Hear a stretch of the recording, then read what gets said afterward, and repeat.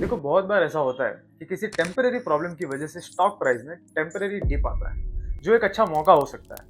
और specially industry leading companies में जो कि बरसों से कंसिस्टेंटली अच्छा परफॉर्म करते आ रही हैं और अपनी इंडस्ट्री में सबसे आगे हो, तो ऐसी कंपनीज में गिरावट का आना कई बार अच्छा होता है। तो इसी कॉन्सेप्ट को सेंटर में रख के एचडीएफसी बैंक की करंट प्राइस सिचुएशन को थोड़ा डिकोड करते हैं और देखते हैं कि यहाँ से ये स्टॉक एक स्ट्रॉन्ग कमबैक कर सकता है क्या।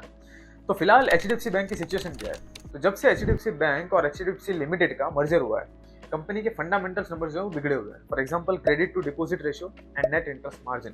क्योंकि बेसिकली एचडीएफसी लिमिटेड ये कोई प्रॉपर कमर्शियल बैंक नहीं थी, जिस वजह से एचडीएफसी लिमिटेड डिपॉजिट्स नहीं ले सकती थी, जस्ट लाइक एचडीएफसी बैंक। जिस वजह से क्रेडिट टू डिपॉजिट रेशियो बिगड़ा। एंड टिपिकली डिपॉजिट्स ही एक बैंक के लिए सबसे सस्ता तरीका होता है फंड्स एक्वायर करने का। हालांकि समय के साथ ये डैमेज कम होता जा रहा है, लेकिन फिर भी इसी जुलाई मंथ में स्टॉक प्राइस कुछ 1790 के आसपास से 1640 के आसपास आ चुका है। और यहीं पर शायद एक अपॉर्चुनिटी भी बनती दिखाई दे रही है। ये इस कंपनी का पी चार्ट है। इसमें आप क्लियरली देख सकते हैं कि लास्ट 5 सालों में एचडीएफसी बैंक का जो एवरेज पी है वो 21.3% रहा है। एंड पिछले 10 सालों में एवरेज पी 25.4% रहा है। और फिलहाल ये प्राइस टू अर्निंग रेशियो 19.4% है। इसका मतलब ये है कि ये अपने एवरेज लेवल से फिलहाल नीचे है। और यहाँ से देखिए ये पी कहीं ना कहीं रिकवर भी हो रहा है। थोड़ा और अगर डिटेल में देखें तो पी नॉर्मली कॉन्सेप्ट क्या है? Price to earning ratio. Ideally P नीचे कब जाना चाहिए? जब कंपनी की अर्निंग्स बढ़ रही हो एंड सेम प्रोपोर्शन में उसका स्टॉक प्राइस अगर नहीं बढ़ रहा है, तो ऐसे में पी रेशियो नीचे जाता है। और इस केस में मतलब एचडीएफसी बैंक के केस में तो पी रेशियो का रोल बहुत बड़ा है, क्योंकि पी रेशियो सबसे ज्यादा इफेक्टिव लार्ज कैप कंपनीज में ही रहता है, क्योंकि earning stability large cap companies में सबसे ज्यादा रहती है। जिससे कि जो पी रेशियो है वो एक रिदम में रह सकता है। वहीं सामने स्मॉल कैप या फिर माइक्रो कैप कंपनीज में कब अर्निंग ज्यादा हो जाए या कब डबल हो जाए कोई गारंटी नहीं रहती। इसीलिए उन केसेस में सिर्फ पी के भरोसे बैठे रहना उतना इफेक्टिव नहीं रहता है। एचडीएफसी बैंक के केस में पी रेशियो थोड़ा अट्रैक्टिव है। कंपनी का नेट प्रॉफिट पिछले 5 सालों में ऑलमोस्ट 24% सीएजीआर से ग्रो हुआ है। मतलब अर्निंग्स तो बढ़ रही है, लेकिन स्टॉक प्राइस सेम प्रोपोर्शन में नहीं बढ़ रहा है। ये एग्जैक्ट सिचुएशन है फिलहाल। अपार्ट फ्रॉम पी, कंपनी लगभग हर तरह से स्ट्रांग है। बैंकिंग इंडस्ट्री की सबसे बड़ी कंपनी है, ट्रस्ट वर्दी है।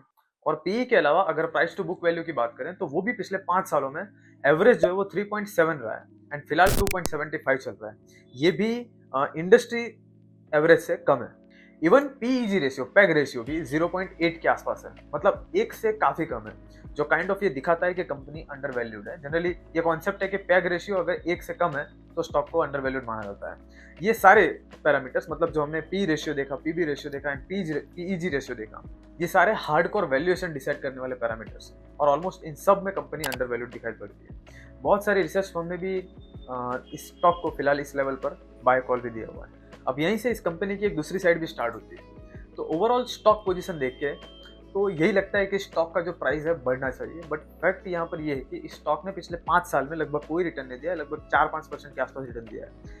अब इसके पीछे का जो सबसे स्ट्रॉन्ग और एग्जैक्ट रीजन क्या होना चाहिए, क्या हो सकता है, ये तो नहीं कह सकते, बट इस चार्ट में हम देख सकते हैं कि ये पिछले 5 साल का चार्ट है, जिसमें ये जो 1800 का रेजिस्टेंस है ये कुछ ज्यादा स्ट्रॉन्ग है।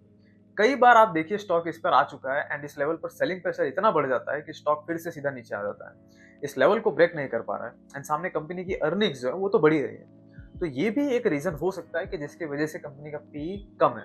अब जिस दिन ये लेवल थोड़ा अच्छे से टूटेगा, सिर्फ टूटेगा नहीं, अच्छे से टूटेगा, ग्रोथ आ सकती है। स्टॉक में आप थोड़ा लॉन्ग टर्म व्यू रख सकते हैं एंड रेगुलर बेसिस पर स्मॉल इन्वेस्टमेंट करना ज्यादा सही रहेगा, ताकि पेशेंस मेंटेन रहे। क्योंकि जो सिचुएशन है वो काफी समय से, और अभी और कितने दिन रहेगी कोई फिक्स नहीं है, लेकिन जब होगा तब इसे पकड़ पाना बहुत मुश्किल हो पाएगा।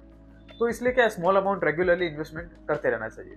बाकी कॉल जो है वो आपका है, मैंने जस्ट एक सिचुएशन एक्सप्लेन की है, कोई रिकमेंडेशन नहीं है। बाकी एक लाइन में सिंपल एंड शॉर्ट जो इस पूरे टॉपिक की सबसे इंपॉर्टेंट लाइन है उसको अगर रिपीट करें तो एचडीएफसी बैंक का जो प्रॉफिट है पिछले 5 साल में 23% एनुअली इंक्रीज हुआ है and stock price same period में सिर्फ 6% के आसपास इंक्रीज हुआ है। फाइनली अगर वीडियो अगर आपको अच्छा लगा हो तो आप इस वीडियो को जरूर लाइक कीजिएगा एंड चैनल को भी प्लीज सब्सक्राइब कीजिएगा।